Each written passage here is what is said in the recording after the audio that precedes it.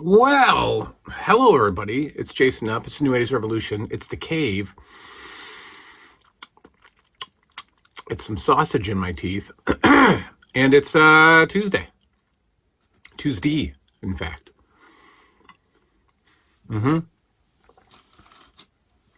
And usually we play some Nintendo today. And the view's a little different today because I broke the thing that you put your phone in that you attach to the tripod. I broke that. So I got to go get another one tomorrow at maybe Five Below. I'll check Five Below, Walmart. You know the deal. I know we're supposed to play video games, but I wanted to talk about another Hey Do You Remember? Because actually I just got back from a calling hours, from a wake. I found out Sunday that my third grade teacher passed away. And you might think, well, sure, that was a long time ago. But there's an interesting story about this one, and I ended up knowing her decades later. She was at my son's baptism. She was at Liam's baptism. So we'll get into that. But I wanted to. It made me think. It made me think about our childhood teachers, our elementary schools. Hey, do you remember your childhood teachers? Do you remember your elementary schools? I do, of course. I attended an elementary school called St. Pius. I've told this story before. It was a Catholic school. And were we staunch Catholics? No. But I think it was pretty common in the 80s for parents to think that the Catholic school was the good school, and so you send your kids there, whether you're Catholic or not. I was baptized Catholic because that's what you're supposed to do.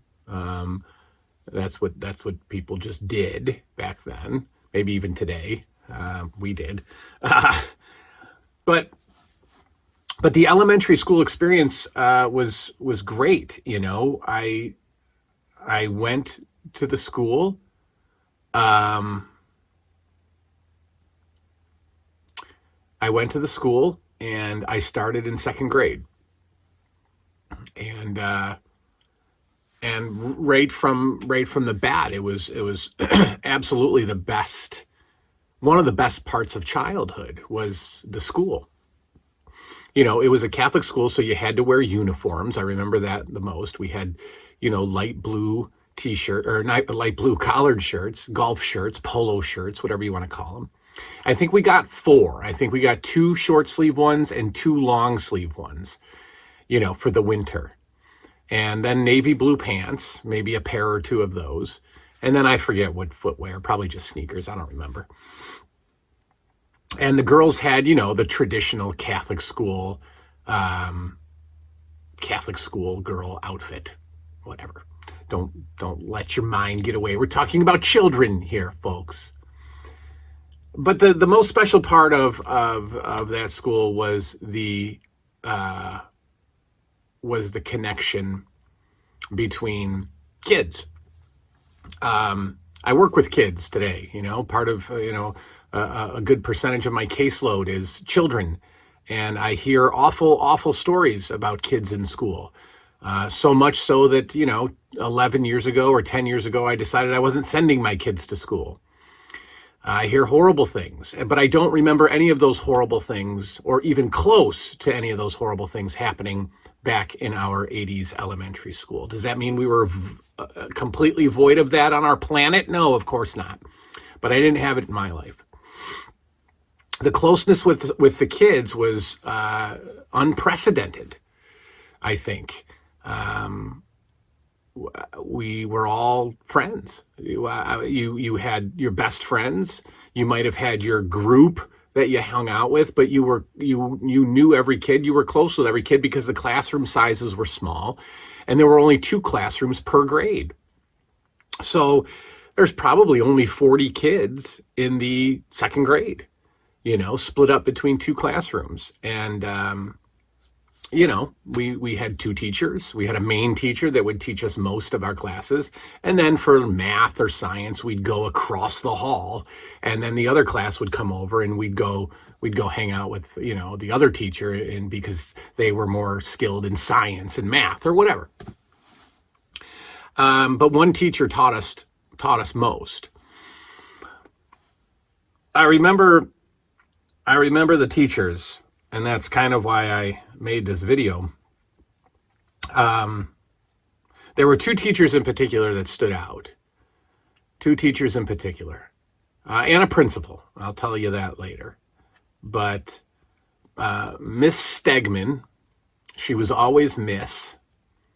Miss Stegman was probably in her late 20s when I started having her as a teacher, but in my mind, she was definitely in her 50s. She was not. She had to probably be 28, 29 years old. The students used to say that I was her son because we had the same hairstyle. She had her entire life. And in fact, when I saw her obituary several years ago, she had the same hairstyle. It was just gray.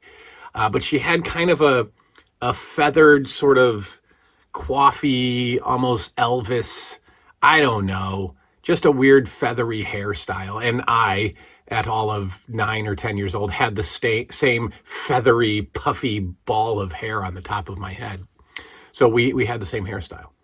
But Miss Stegman was special. She was just a great teacher. And the great part of her was that I had her in 4th grade, and then she, like some of the teachers did, she moved up a grade for hiring reasons, or maybe she got promoted. I don't know. But she then taught 5th grade. So I was so happy with her in 4th grade. And then we were thrilled to find out that she was going to 5th grade, and I'd have her for a 2nd year in a row. And that never happened. And in 5th grade, she balanced out the nun that taught the other 5th grade class. So, Sister Jean, was the nun, and you know what that comes with, the strictness of the nun, which I don't really remember. There were no Catholic horror stories of, getting smacked with a ruler or anything like that. None of that. She was a tiny woman, Sister Jean. But anyway, Miss Stegman drew my name for the Santa's Secret Santa. She drew my name for the Secret Santa. For some reason, in 5th grade or so, we did a Secret Santa with all the kids and the teacher got me. And, all the other kids are getting gifts that the parents bought, or, a couple of candy bars. And I actually got a 2-pack of thumb wrestlers, of LJN thumb wrestlers. And I just thought that was the coolest thing ever, that, Miss Stegman in 5th grade knew how much I, loved wrestling figures. And I could just see her with her hairstyle and her teacher's clothing at 31 years old, looking like she's 50, permanently a bachelorette, permanently single, going into a Kmart or something and grabbing me a 2-pack of thumb wrestlers.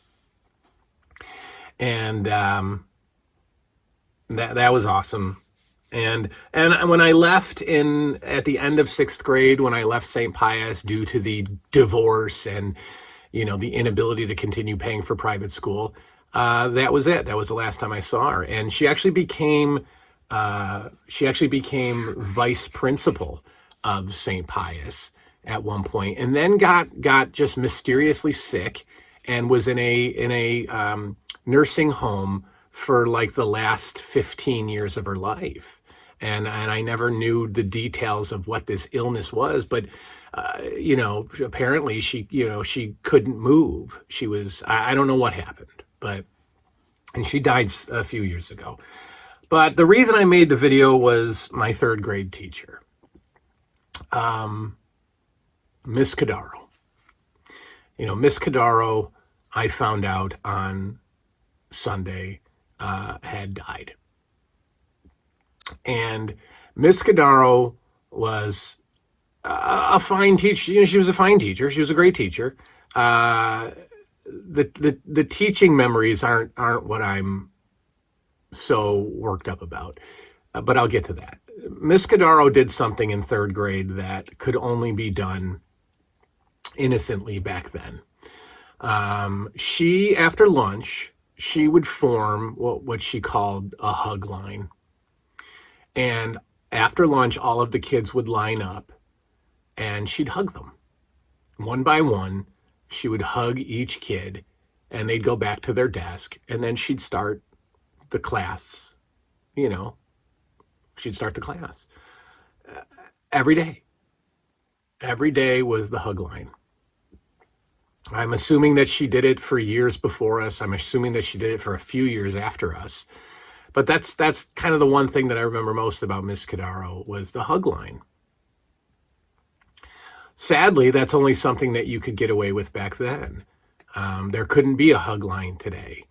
And I'm not saying that the hug line shaped my life or changed my childhood, but it was just something pretty special. And is a real snapshot of a period of time that's all gone now. Well, you move on, you leave school, and you think, well, that's it. I won't know Miss Stegman again. I won't know Mrs. Corraro again. And that didn't happen. Several years later, at about 30, maybe 28, 29, I was working at very early in the field. I was actually working at a hospital. A hospital that had been abandoned and only one little area was open, and that was the mental health clinic. And I was working there, and they still had security guards patrolling and basically maintaining the building. Well, I don't know how we got to talking, but I became friends with one of the security guards. Scott, and Scott and I would bond over wrestling. We bonded over wrestling. We bonded over the UFC at the time, and we just hit it off. And Scott and I became best friends, absolute best friends. Scott was my brother. I loved him. We were just very, very close friends. We were great friends for many years. And Scott's last name was Corraro. And we were, years into the friendship, probably 5 years into the friendship. I'm sitting around his house. I'm drinking beer. We're watching the UFC pay-per-view when it was good. And I go, my third grade teacher, her name was Mrs. Corraro. Do you have 5 years into the friendship, I finally mentioned that. And he goes, yeah, that's my mom. That's my mom.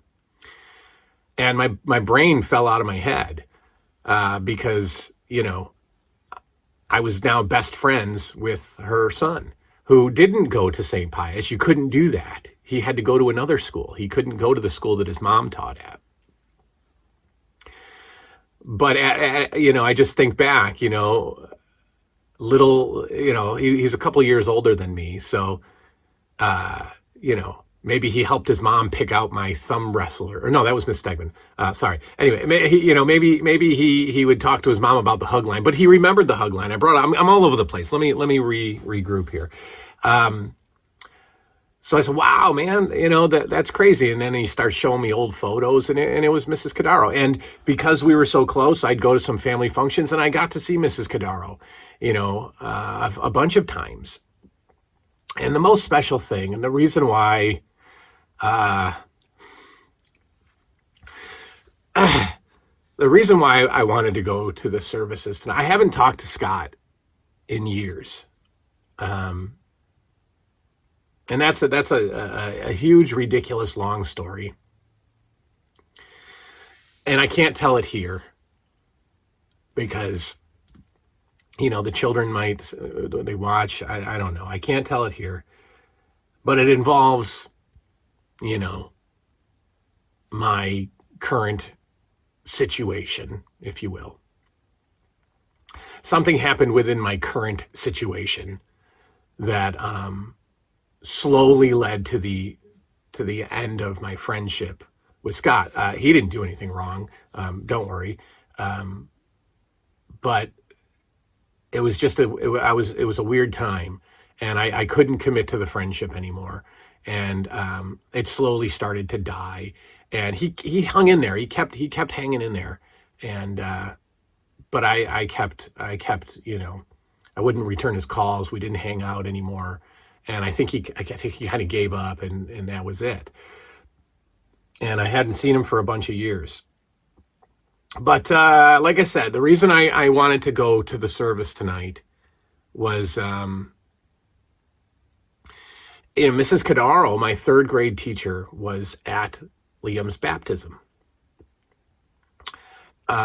which was just pretty surreal. So her son, Scott, was Liam's godfather.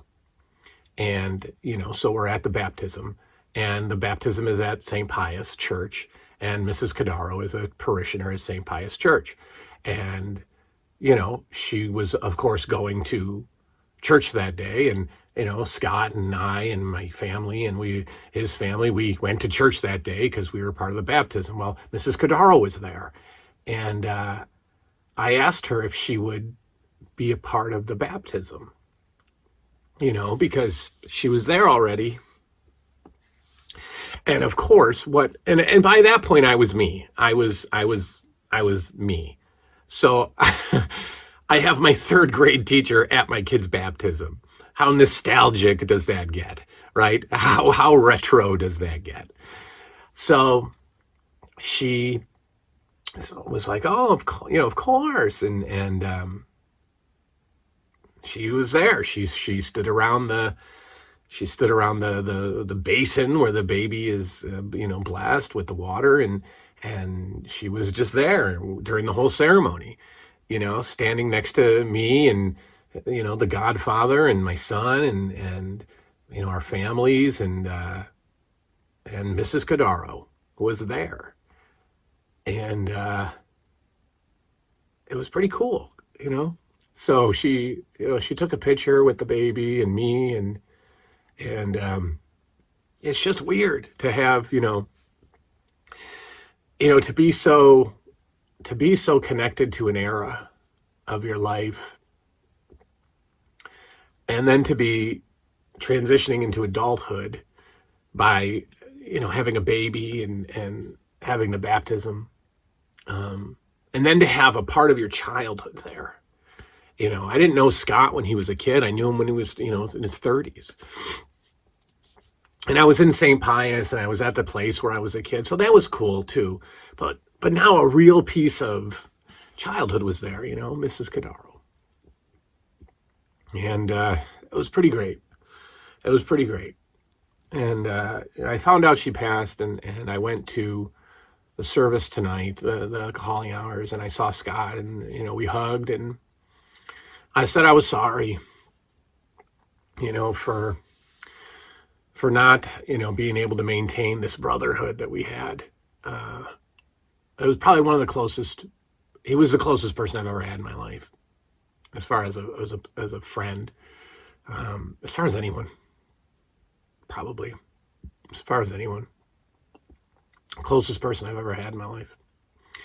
And it ended for ridiculous reasons that I'll never forgive. And again, nothing he did, nothing I did. But I don't know. I think he's pretty much, kind of over it now. Like, I tried for years, and, you'd block my calls or you wouldn't take my call. He didn't say that, but I apologized for everything, and we hugged, and I saw his kids, who, my goodness, they're all grown up.